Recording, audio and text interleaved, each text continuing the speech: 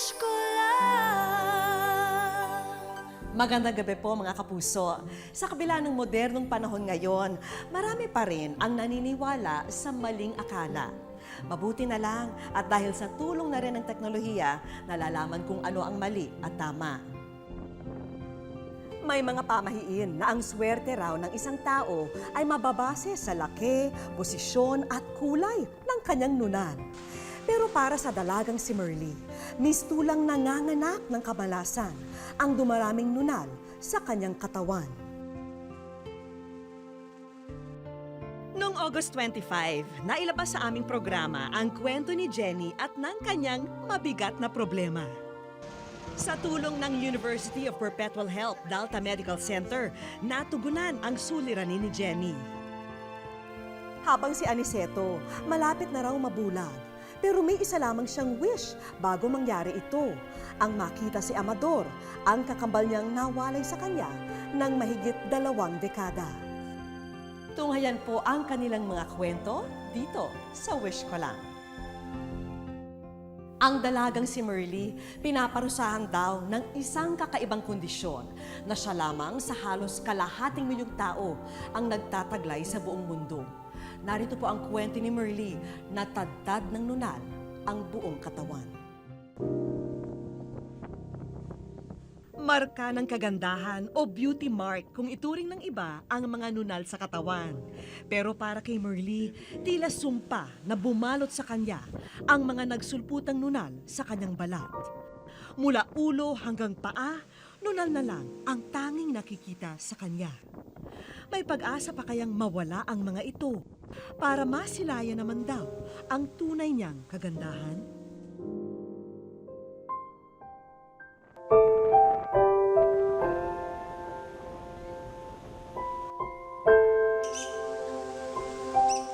Sa El Nido, Palawan, naninirahan ang mga kamag-anak ni Merly. Noong nakaraang taon, napadalaw dito si Jovelyn, ang matalik na kaibigan ng kanyang pinsan.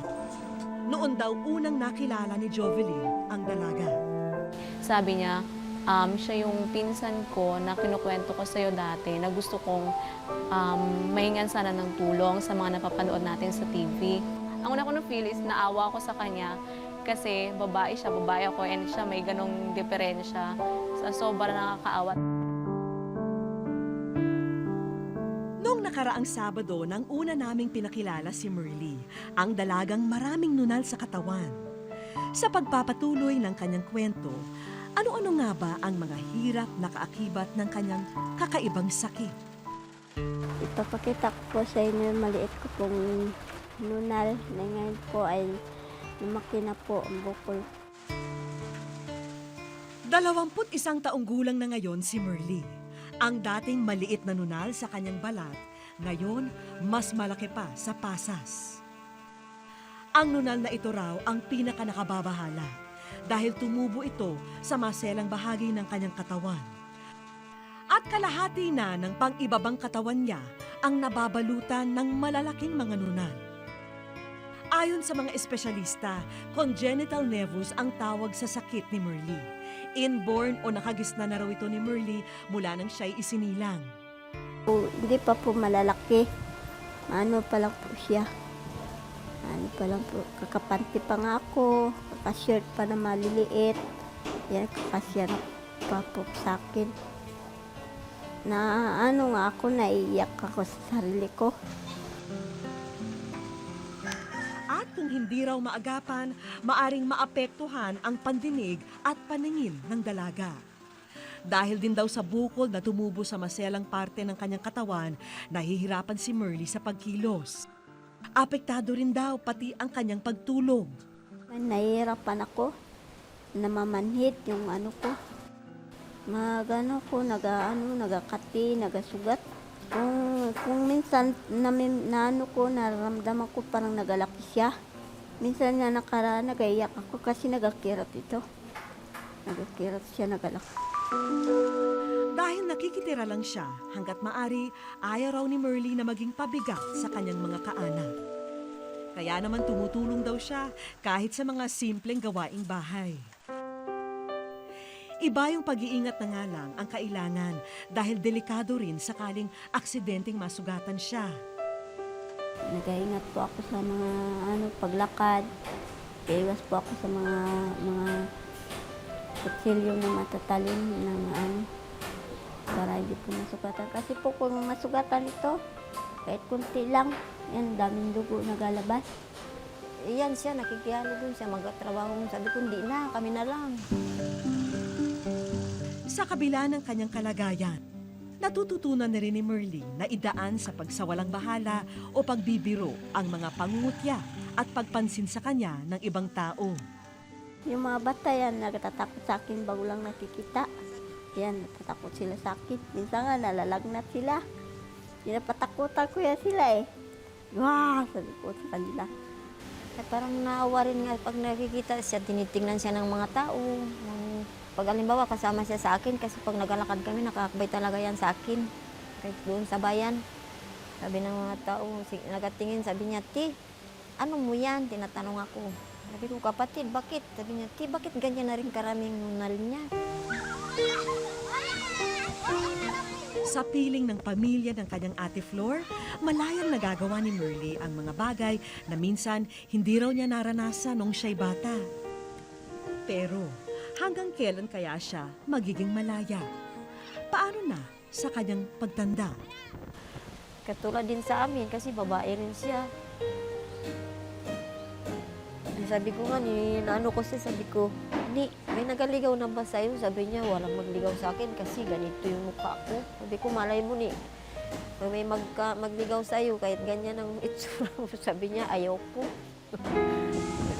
Nais daw sana ng kanyang Ate Flor na muling mapasuri sa mga espesyalista ang kalagayan ng kapatid na si Merly. Pero hindi raw ito magiging madali, lalo na't simpleng pangingisda lang ang ikinabubuhay ng kanilang pamilya.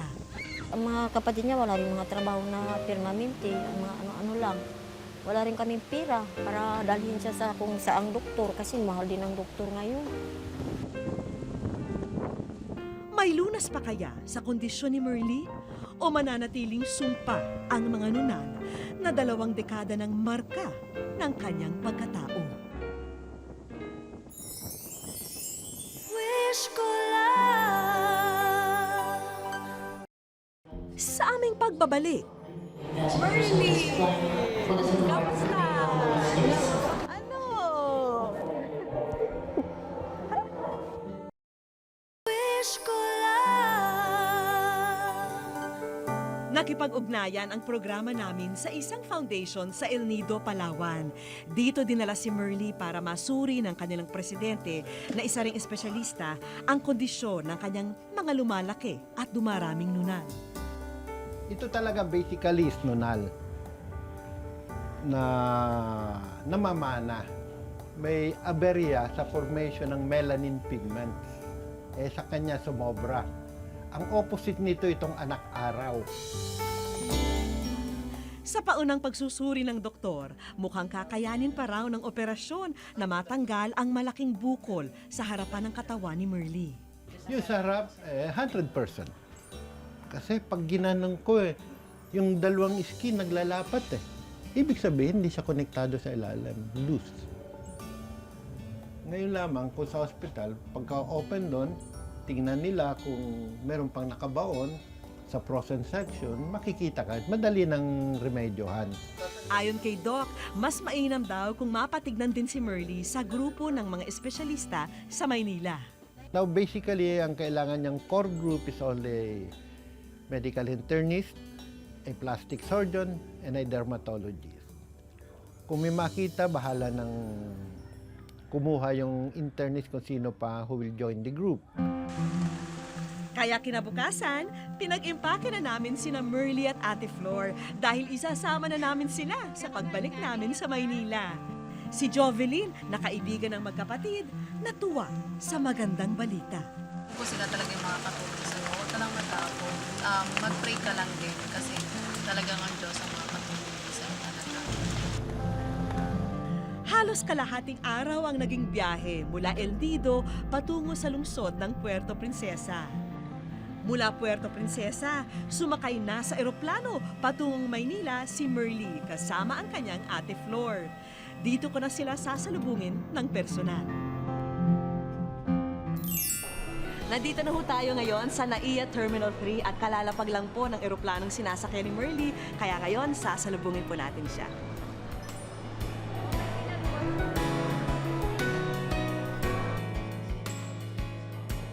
Merly! Kamusta? Ano? Oh, alam mo ba yung totoo? Ha? Ikaw ay nasa wish ko lang. Ha? Personal ko ring nakilala ang kapatid sa ama ni Merly na si Ate Flor na kahanga-hanga ang ipinakitang pagmamalasakit sa kapatid. Wala po, masaya lang po kami kasi tulungan din kami kahit paano. Gano'ng kahirap Mahirap po. Gano'ng kahirap para sa inyo? Mahirap kasi pag tinitingnan namin siya, ganyan ang kalagayan niya.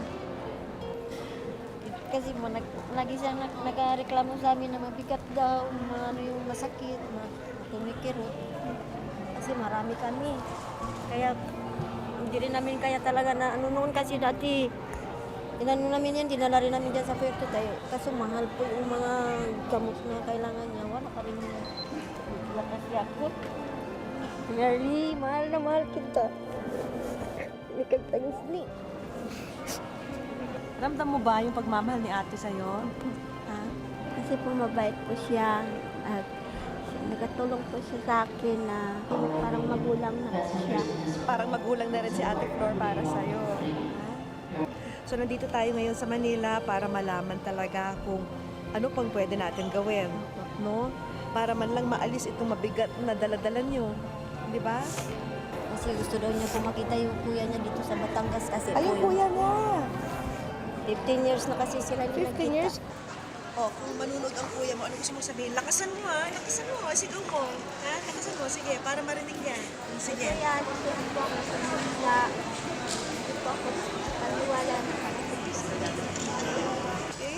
Happy ka na ba? Ha? Pero sa ngayon, ang kailangan natin bukan yung doktor para malaman talaga natin kung ano pang pwedeng gawin.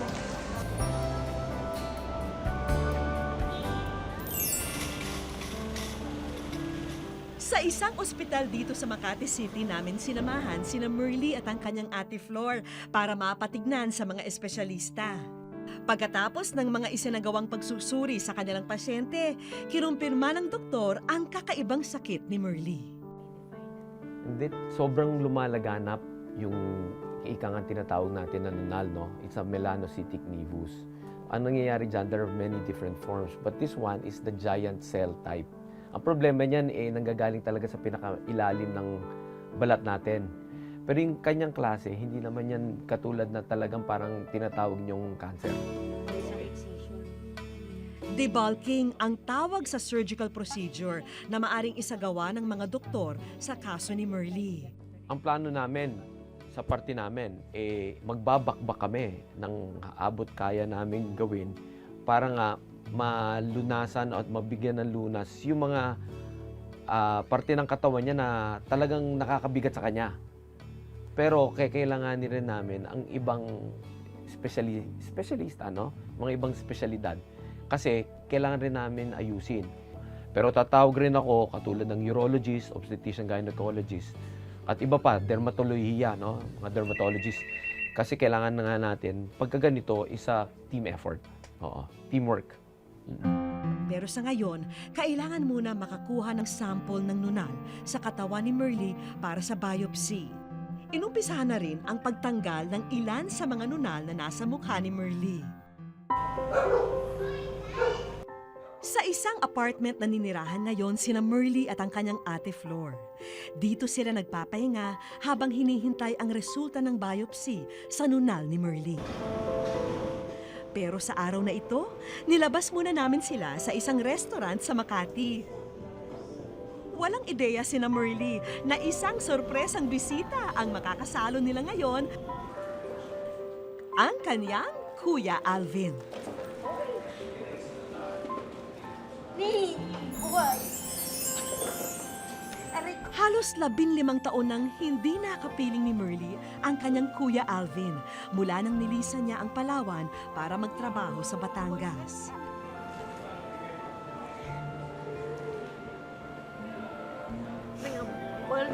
Tila umurong na ang dila ni Merly nang makita ang kanyang kuya. Kita ko, picturean po ganito sa TV. Tanging mga luha na lang ang nagpahayag ng kanyang kaligayahan. Marty, andyan yung kuya mo. Ano masasabi mo? Wala na. Namiss mo siya? Hindi rin napigilan ni Alvin ang kanyang emosyon. Malaki rin po masaya pa uwi sa amin, kaya hindi ko sila nabibisita.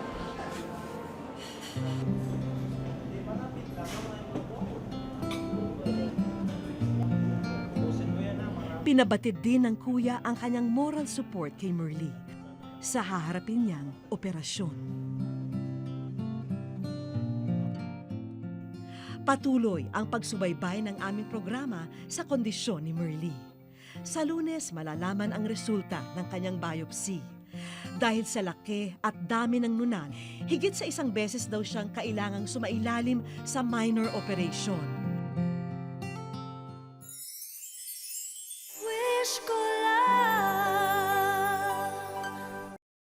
Sa aming pagbabalik, makita pa kaya niya ang kakambal sa kabila ng lumalamlam na lagay ng kanyang paningin?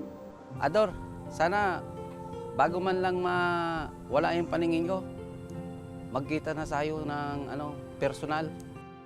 At mamaya, nagkaisa ang mga espesyalista para maisagawa ang isang operasyon sa kanya. At pagkatapos ng ilang oras, matagumpay ang surgery ni Jenny.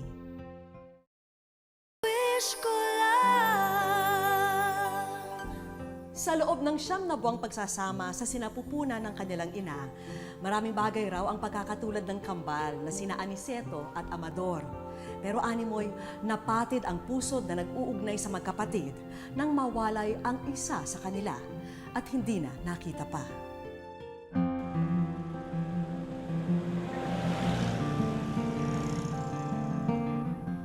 Sa Mangaldan, Pangasinan naninirahan ang 50 taong gulang na si Mang Aniceto at ang kanyang mag-anak.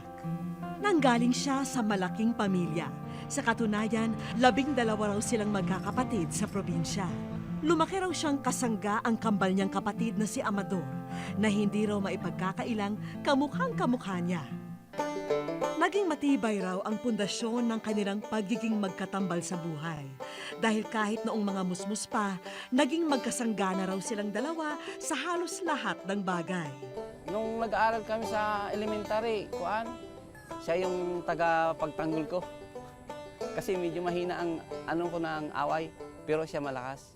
Natatawa na lamang daw si Mang Aniceto kapag naalala ang mga kalokohan nilang dalawa nung sila'y mga bata pa.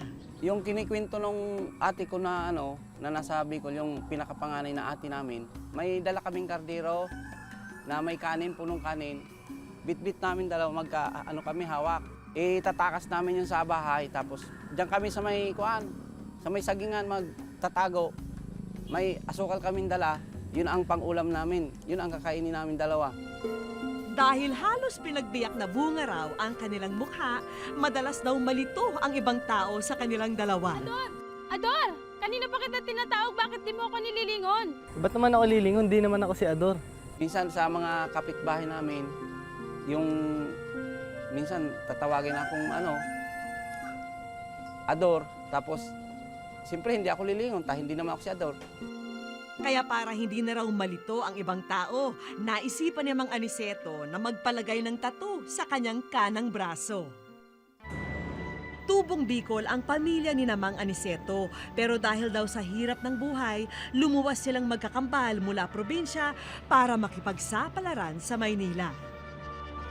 Si Aniceto, ibang swerte ang kumatok sa kanya. May trabaho raw na nag-aabang sa ibang lugar. Ito na ang hudyat ng paghihiwalay ng kambal. Doon na kami naghiwalay na kami noon. Pumanaw ang kanilang ina noong taong 2007, ngunit hindi pa rin nagkita ang dalawa. Last 3 years, namatay yung nanay namin, hindi siya napunta sa Bicol, sabi niya wala siyang pamasahe. Siyempre, first time na magkikita kayo, sa tagal ng panahon hindi kayo nagkikita, tapos hindi man siya dumating. Lumipas ang maraming taon. Nawala na raw siya ng balita sa kanyang kakambal na si Mang Amador. Kasabay ng mga nasayang na panahon para muli silang magkasama, ang unti-unting panlalabo ng kanyang mga mata. Ayon sa mga espesyalista, maari pa itong humantong sa tuluyan niyang pagkabulag. May isang sakit siya, ang tawag doon retinitis pigmentosa. Yung ganong klaseng sakit is inborn o genetic. Mula bata pa, meron na siya nun. Unfortunately, dahil genetic disease siya na nasisira yung likod ng mata o yung retina o yung pelikula ng mata, walang gamot para ron kasi nasisira siya dahan-dahan at hindi namin na-ooperahan o napapalitan yung retina. So, continuous yung damage hanggang sa halos konting-konti na lang ang nakikita ng tao. Pero sa kabila raw ng maselang lagay ng kanyang paningin, hindi ito naging hadlang para ipagpatuloy ni Mang Aniceto ang mga dati niyang ginagawa.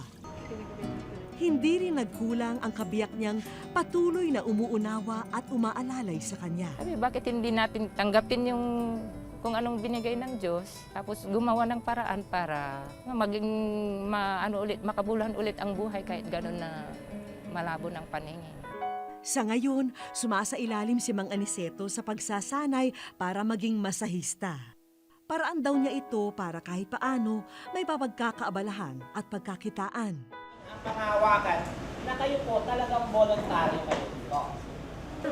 Pero sa kabila nito, hindi raw maalis sa isip ni Mang Aniceto ang kakambal na 18 taon na niyang hindi nakakausap at nakikita. Ador, sana bago man lang wala yung paningin ko, magkita na sayo ng personal. Makita pa kaya niya ang kakambal sa kabila ng lumalamlam na lagay ng kanyang paningin?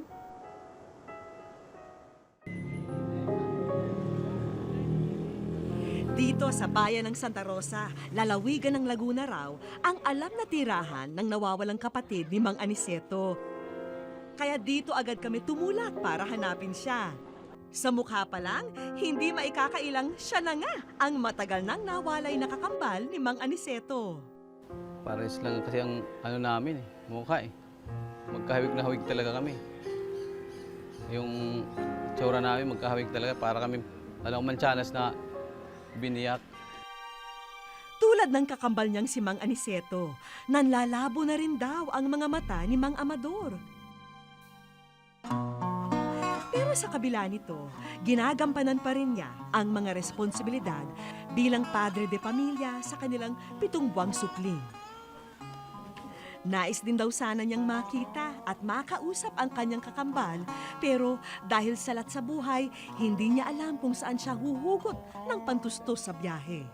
Kung ilang pagkakataon na magkita kami, pares na kami mahinang Wala na siya, mas malabo yata sa akin yun Para hindi lang siya malungkot, ang sinasabi ko po magkikita rin kayo balang araw. May paniniwala raw sa mga kambal na ang sakit ng kalingkinan ng isa nararamdaman ng kapareha. Tila tugma ito sa nararamdaman ni Mang Aniceto at Mang Amador dahil wala na silang inaasam pa, kundi makita ang isa't isa. Wish ko lang sa aming pagbabalik. Kaya niyong tignan. Try po natin, ha? Hindi ko makita yung yung ulap lang, may mga ulap lang. Maulap lang.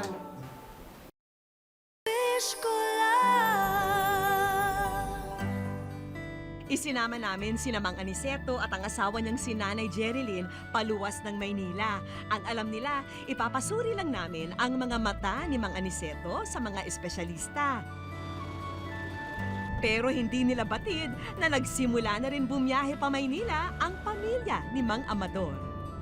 Ito na kaya ang pagkakataong hinihintay nila para muling magkita pagkatapos ng 18 taon? Hangad namin na maging espesyal ang kanilang pagtatagpo, kaya kumutsaba kami ng isang klinika para maganap ito. Magkahiwalay na pumasok ang kambal at mga kasama nila. Coach, check lang mo natin yung paningin niyo po. Dito ho yung baba natin, ha?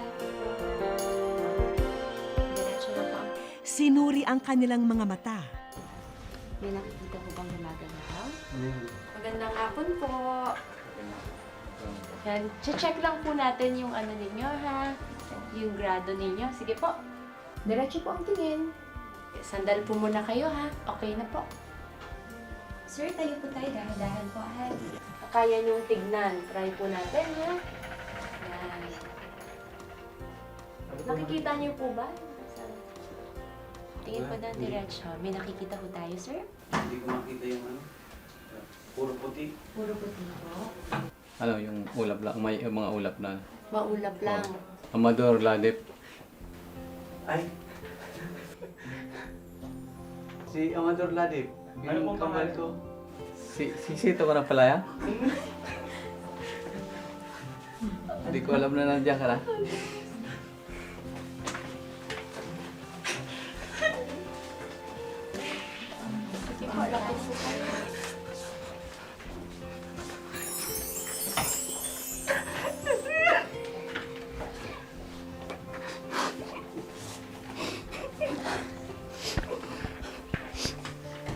Kaya ko hindi na tayo kita eh. Parehas na tayo pala ng ano.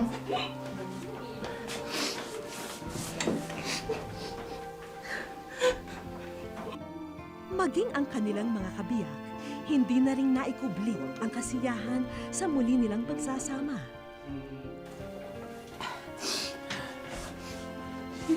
Ano? Wala ka nakakatay, ano? Nakakaning na lang. Hindi ka na masyado talaga nakano? Hindi Ayun na. na, nakikita pa rin kita eh kasi alam, may ulap ang mata ko. Parehas lang tayo.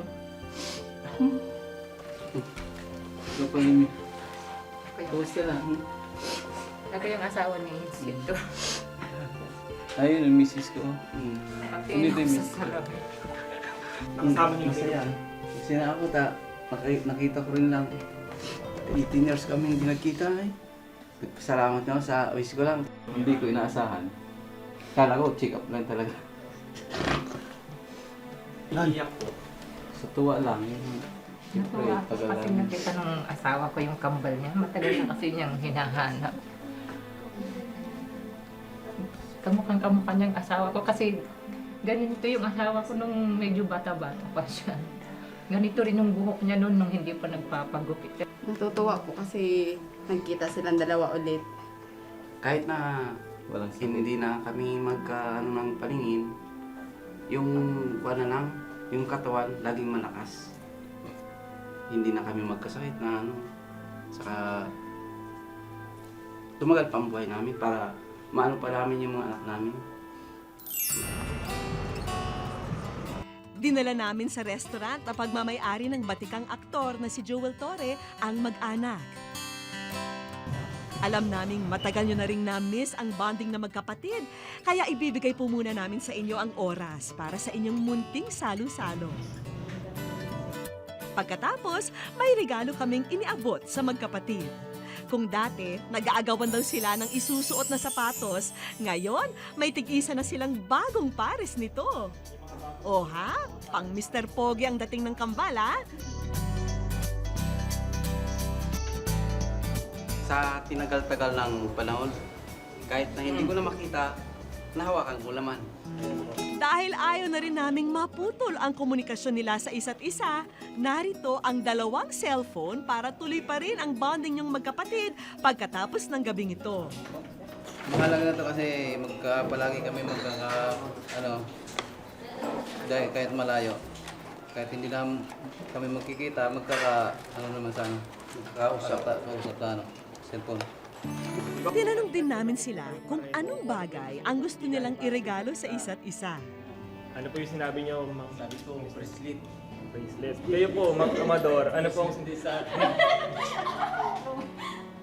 Dahil Sa wakas, natuldukan na ang pananabik ng bawat isa. Sa mga sandaling yon, nabawi rin ang matagal na panahon na sila'y nalayo.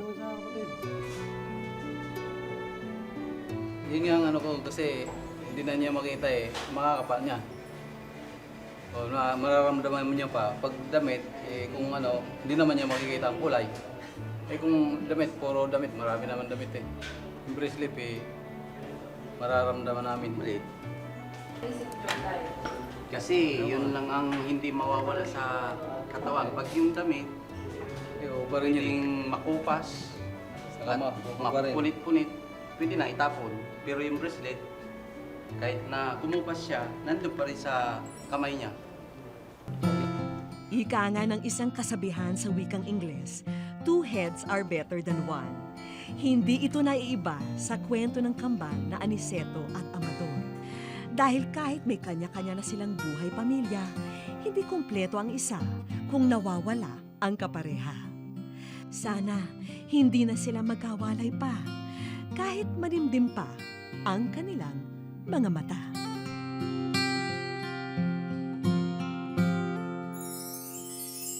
Wish ko lang. Sa aming pagbabalik, oras ng tanghalian, si Mang Eli ay abala sa pagluluto. Kung dati sunggab sa kanin at ulam si Jenny, ngayon, kontento na raw siya sa sabaw lang. Ngayon, mga liquid lang. Di ako pwedeng mga solid. Katulad nga kagabi sabi ko, halika na, tulog na. Tapos na yan, busog ka na. Sabi na asawa ko, busog na ako. Halika na, matulog na tayo. Sabi ko gano'n.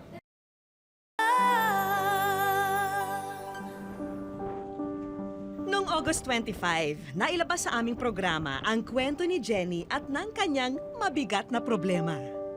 Ang obesity sa Tagalog, katabaan. Ang porsyento sa katawan ng taba. Sobra sa normal, yun ang obesity. Sobra-sobra talaga ang kanyang kinakain. Problem kasi sa overeating, hindi lang issue yan ng hunger Nandun din yung issue ng satiety, yung kabusugan. Maituturing na obese ang isang tao kapag humigit siya ng mga 30% ng timbang na naaayon sa kanya. Si Jenny is 5'2". Ang kanyang ideal body weight is about just 110 or 115 pounds. Yan ang tinatawag na healthy weight or computed healthy weight. Sa tulong ng University of Perpetual Help Delta Medical Center, natugunan ang suliranin ni Jenny. Nagkaisa ang mga espesyalista para maisagawa ang isang operasyon sa kanya at pinangunahan nito ni Dr. Hildegard Dineros. Ginawa natin sa kanya is bariatric surgery in general para maibalik siya doon sa sitwasyon na normal eating kasi abnormal na yung kanyang eating in terms of volume ng kinakain niya So kailangan natin bawasan yung volume na yon. Ang tipo ng bariatric surgery na akma sa kaso ni Jenny ay tinatawag na sleeve recession. Ang ating stomach almost ganitong size lang sa fist, no? Pag walang laman. Pero pag nilagyan mo ng laman yan, it will expand to 6 or 7 times. Sa ginawa natin sa kanya, yung potential na lumaki yung stomach dahil nilalagyan ng pagkain, tinanggal na yon. So hindi na siya makakakain talaga ng marami. Konti na lang ang kakainin niya. So babalik na siya sa normal way of eating kung saan kailangan niyang i-chew, kailangan niyang nguyain yung food very well. Tapos kailangan dahan-dahan yung pagpasok ng food.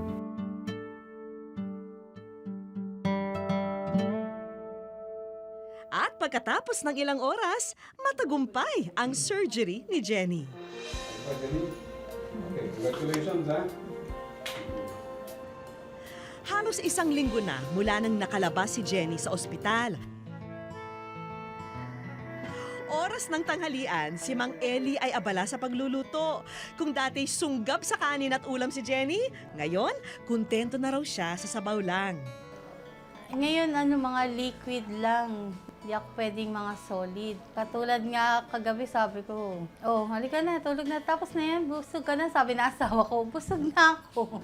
Halika na, matulog na tayo. Sabi ko gano'n. Pero kahit tubig o sabaw, kailangan daw sukatin pa rin ni Jenny sa measuring glass at dapat huwag lalampas ng 30 ml kada kainan. Naiinggit siyempre, kaso inisip ko, sayang yung pinaghirapan ng ganito. Sabi kong ganun. Ay, sige. Malaking bagay sa akin yun dahil una, nalilas din kami sa pagkain, sa budget. Dahil sila lang dalawang pag nagsasaing, konti lang. Kung maawa man ako para kumain siya, pero talagang doon na lang kailangan niyang sundin yung sinabi ng doktor. Mahirap na eksena raw tuwing almusal, tanghali at hapunan, pero determinasyon ang kailangan. Kaya si Jenny hindi sumasabay sa kainan para iwas tukso na nga naman. Yan ang aking maipapangako na didisiplinahin ko na talaga yung sarili ko. Mahirap talaga pagka sobrang taba. Aminado rin siya na may naramdaman na ring paggaan. Sa katunayan, pwede na raw siyang asahan sa ilang gawaing bahay. Wala na yung hindi na katulad parang ang bigat-bigat ng paa ko dati talaga. Hindi ko mabuhat. Talagang hindi katulad ngayon pag naglalakad ako. Katulad pagka naliligo ako. Sabi ko, parang ang gaang na. Ang gaang ng katawan ko. Pagka tumatayo ako, ang gaang ng katawan ko. Gumaganon, tinataas-taas ko yung paa ko. Ang gaang. Hindi katulad dati. Ayaw nang balikan ni Jenny ang kanyang nakaraan dahil pinahahalagahan niya ang pagkakataong naibigay sa kanya. Hope. Sana nga na masuot ko na yung gown sa pagbabalik ninyo. Talagang yun ang tinatarget ng body. Yung binigay ni Vicky Morales. Maliban sa diet, ehersisyo rin ang magandang kombinasyon sa pagpapapayat. Ang simpleng paglalakad ay magandang simula na raw ng pagpapapawis. Naglalakad kami mag-asawa, minsan doon kami na nakakatakbo na dyan sa labas. Tsaka yung talagang todo lakad-lakad. Matagal na panahon pa raw ang bubunuin niya para sa inaasam na timbang. At tutok lang po sa Wish Ko Lang para masubaybayan ang mga kaganapan kay Jenny. Hindi raw totoo na may malas na tao, pero may ilan daw na nagsasayang ng swerte. Kaya hanggat may pagkakataon, pagsikapan po nating maabot ang bawat pangarap. Kung may kahilingan po kayo para sa inyong pamilya, kaibigan o para sa sarili, sulatin niyo po kami sa GMA Network, EDSA Corner Timog Avenue, Quezon City. Maaari rin niyong iparating ang inyong kahilingan, kwento at komento sa aming official page sa Facebook at sa Twitter at Wish Ko Lang GMA. At hanggang sa susunod na Sabado po, ako po yung kapuso, Vicky Morales. At ito po ang Wish Ko Lang.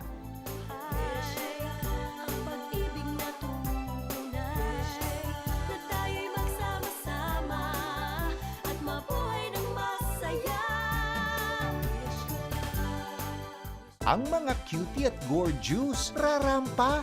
Ang mga hangkat papabol, magpapamalas ng lakas. Ang mga henyo, magpapakitang gilas. Para sa Ahas Top 10 Dog Model ngayong linggo ng umaga.